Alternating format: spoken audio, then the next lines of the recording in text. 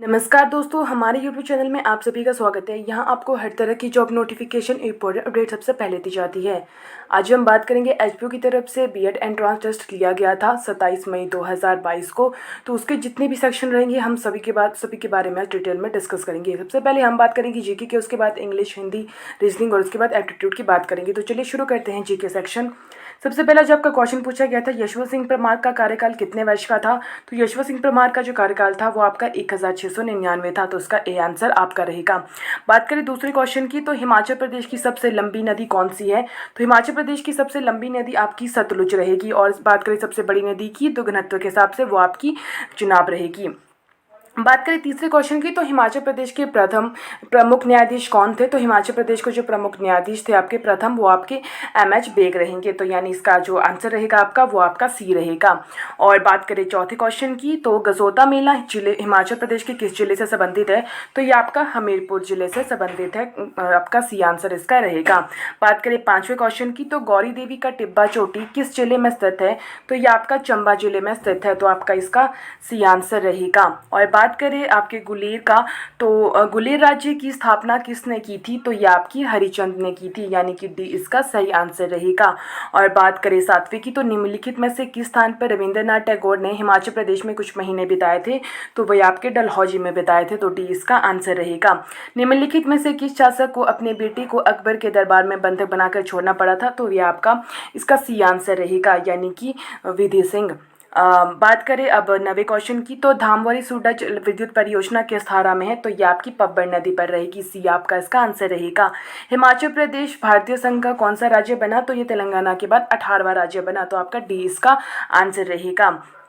Lord Bruce वेंसुअल को समर्पित मंदिर निम्नलिखित में से किस झील में स्थित है। तो ये आपका डल झील में रहेगा। तो आपका डी इसका सही आंसर रहेगा। मंडी जिले के किस शहर के पास मछियाल झील है। तो यह आपकी जोगिंदरनगर में रहेगी, यानी कि बी इसका आंसर रहेगा। हिमाचल प्रदेश का कुल भौगोलिक क्षेत्रफल कितना है। तो आपका इसका डी आंसर रहेगा 55,673 वर्ग किलोमीटर। चंबा राज्य के पुरावेशकों के लेखक लेखक कौन है। तो ये आपके जेपी वोगेल रहेंगे। तो ये आपका इसका ए आंसर रहेगा। और बात करें आपके 15वें क्वेश्चन की, तो हिमाचल प्रदेश का राज्य वृक्ष कौन सा है। तो हिमाचल प्रदेश का जो राज्य वृक्ष है आपका वो आपका सी रहेगा, देवदार।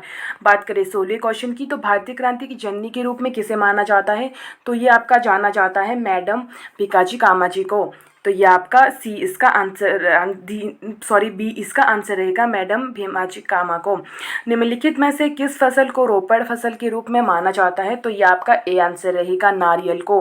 और हाल ही में केंद्र सरकार द्वारा शुभारंभ की गई पुस्तक द इंडिया स्टोरी के किस क्षेत्र से संबंधित है। तो ये आपका नवीकरणीय ऊर्जा संबंधित रहेगा, यानी कि ए इसका आंसर रहेगा।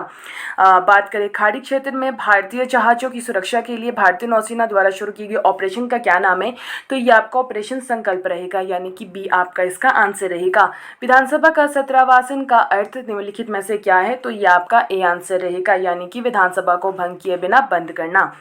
बात करें 11वें क्वेश्चन की, तो निम्नलिखित में से कौन सा उत्तक है। तो ये आपका रक्त रहेगा, ब्लड, यानी कि ए इसका आंसर रहेगा। ब्रह्मांड के पदार्थ पर सबसे प्रचुर मात्रा में क्या पाया जाता है। तो सबसे प्रचुर मात्रा में जो पाया जाता है वो आपका प्लाज्मा रहेगा, ए इसका आंसर रहेगा। बात करें 23वें क्वेश्चन की, तो पीएम गति शक्ति राष्ट्रीय मास्टर प्लान का मुख्य उद्देश्य क्या था। तो ये आपका इंफ्रास्ट्रक्चर डेवलपमेंट का उद्देश्य था। तो आपका बी इसका आंसर रहेगा। भारतीय सांस्कृतिक संबंध परिषद आपका ये जो ICCR है, यह किस केंद्रीय मंत्रालय से संबंधित है। तो ये आपका विदेश मंत्रालय के अंतर्गत कार्य करता है। तो विदेश मंत्रालय से संबंधित है, आपका बी रहेगा। BC रॉय पुरस्कार किस क्षेत्र में दिया जाता है। तो ये आपका मेडिसिन के क्षेत्र में दिया जाता है, यानी कि आपका सी रहेगा। और डिजिटल संचार आयोग DCC किस मंत्रालय के त्वाधीन में शीर्ष निकाय पर है। तो ये आपका संचार मंत्रालय, यानी कि आपका बी रहेगा। और वैश्विक सिंथेटिक हीरे के निर्यात में भारत कौन से स्थान पर है। तो ये आपका तीसरे स्थान पर है। तो ये आपका सी आंसर रहेगा इसका। और सूर्य के चारों ओर सर्वाधिक चक्कर लगाने वाला जो आपका ग्रह रहेगा वो आपका बुध रहेगा। तो आपका डी आंसर इसका सही रहेगा। द मेकिंग ऑफ इंडिया पुस्तक किसने लिखी। तो ये आपका अखिलेश तलोतिया ने लिखी। तो आपका ए इसका सही आंसर रहेगा। पुतली के आकार को नियंत्रित करने वाला पेशियर डायग्राम कौन सा है। तो ये आपका आइसिस रहेगा। तो ये आपका सी आंसर रहेगा। तो दोस्तों ये था आपका जीके सेक्शन। अगले सेक्शन में अगली वीडियो पे हम बात करेंगे एप्टीट्यूड सेक्शन की। तो आप वीडियो से जुड़े रहिएगा, चैनल से जुड़े रहिएगा और चैनल को सब्सक्राइब करना ना भूलें। तो आई होप ये वीडियो आपको यूज़फुल लगी होगी। तो मुझे दीजिए इजाज़त, धन्यवाद।